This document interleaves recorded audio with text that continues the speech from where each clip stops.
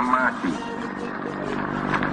kami, bangsa Indonesia, dengan ini menyatakan kemerdekaan Indonesia.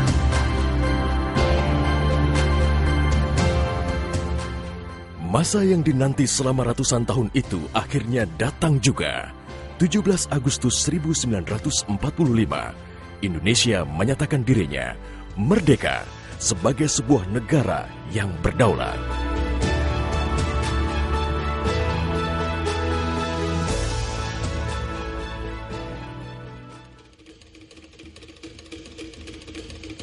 Namun, belum genap 1 bulan usia kemerdekaan, Indonesia langsung mendapat cobaan yang berat. Tentara sekutu yang di dalamnya ada tentara Belanda mendarat di Jakarta dan kota-kota besar lainnya di Indonesia.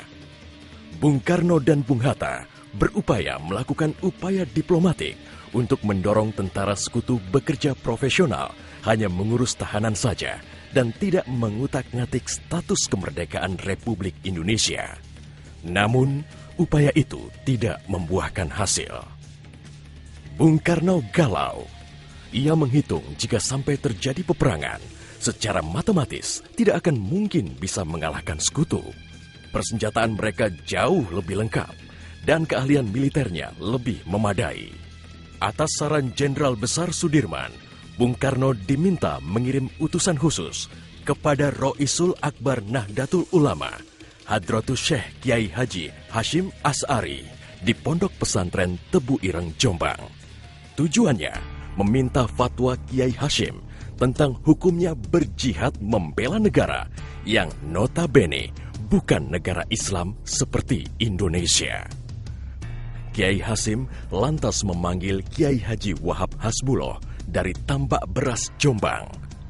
Kiai Wahab diminta mengumpulkan ketua-ketua NU se-Jawa dan Madura untuk membahas persoalan ini.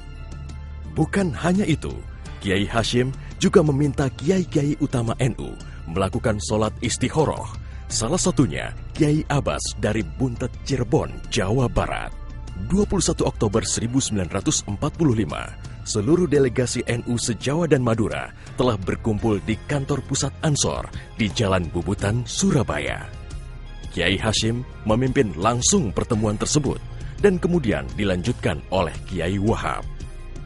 Setelah melalui diskusi yang cukup panjang dan mendengarkan hasil istikharah para kiai utama NU, esok siangnya, tanggal 22 Oktober 1945, pertemuan menghasilkan 3 rumusan penting yang kemudian dikenal dengan istilah Resolusi Jihad NU.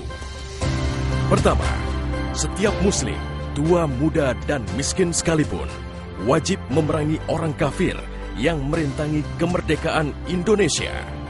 Kedua, pejuang yang mati dalam membela kemerdekaan Indonesia layak dianggap syuhada. Ketiga, warga yang memihak kepada Belanda dianggap memecah belah persatuan dan oleh karena itu harus dihukum mati. Dokumen resolusi jihad ditulis dalam huruf Arab Jawa atau pegon, ditandatangani Kiai Haji Hashim Asy'ari, disebarluaskan ke jaringan pesantren, tak terkecuali kepada komandan-komandan Laskar Hizbullah dan Sabilillah di seluruh penjuru Jawa dan Madura. Dokumen resolusi jihad juga dimuat di sejumlah media massa pergerakan masa itu. Hanya berselang 3 hari pasca resolusi jihad dicetuskan, 6.000 tentara sekutu mendarat di Pelabuhan Tanjung Perak, Surabaya dengan persenjataan lengkap. Mendengar kedatangan pasukan penjajah, ribuan santri dan kiai dari penjuru Jawa Timur bergerak menuju Surabaya. Situasi pun terus memanas dan cenderung tak terkendali. Resolusi Jihad NU telah memompa semangat perlawanan rakyat dan memicu terjadinya pertempuran hebat selama 3 hari di Surabaya, tanggal 27, 28, dan 29 Oktober 1945. Tentara Inggris kewalahan menghadapi perlawanan rakyat Jawa Timur. Mereka lantas mendatangkan Bung Karno ke Surabaya untuk diajak berunding melakukan gencatan senjata. Pagi hari tanggal 30 Oktober, gencatan senjata ditandatangani pemerintah Indonesia dan Inggris.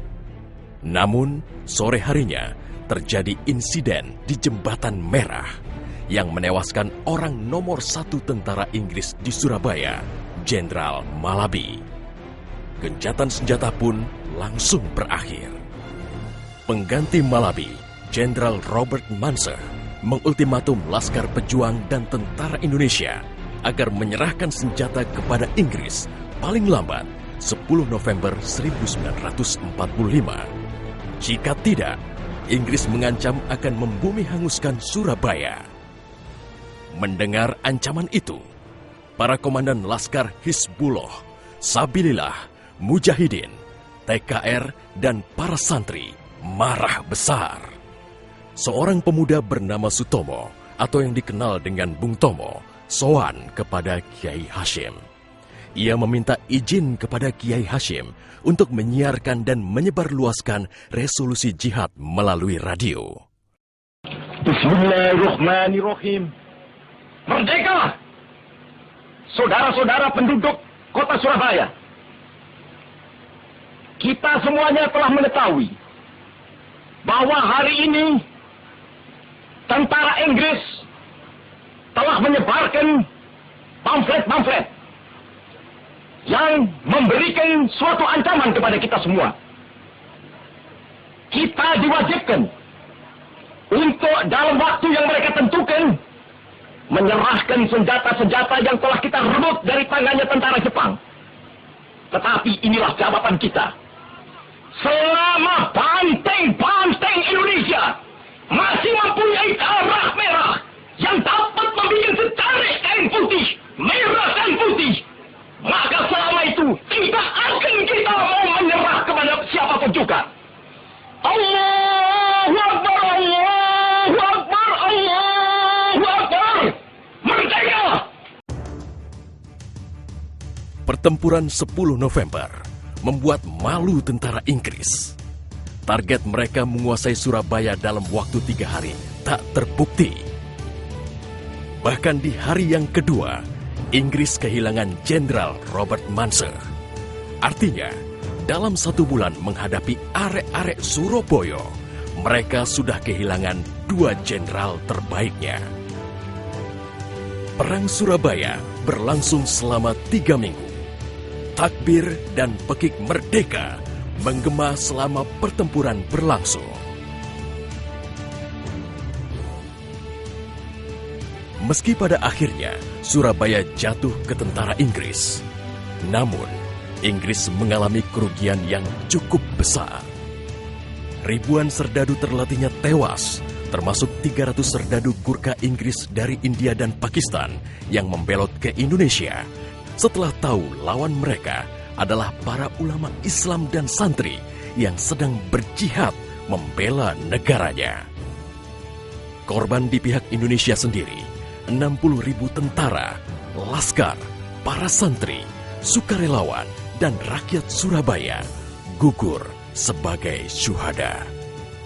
Tanpa resolusi jihad NU, tidak akan ada peristiwa heroik 10 November 1945.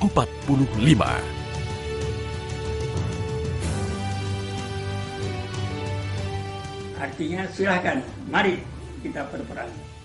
Mati syahid. Kalau hidup kita akan menjadi bangsa yang merdeka. Tekad itulah yang ditanamkan oleh resolusi jihad.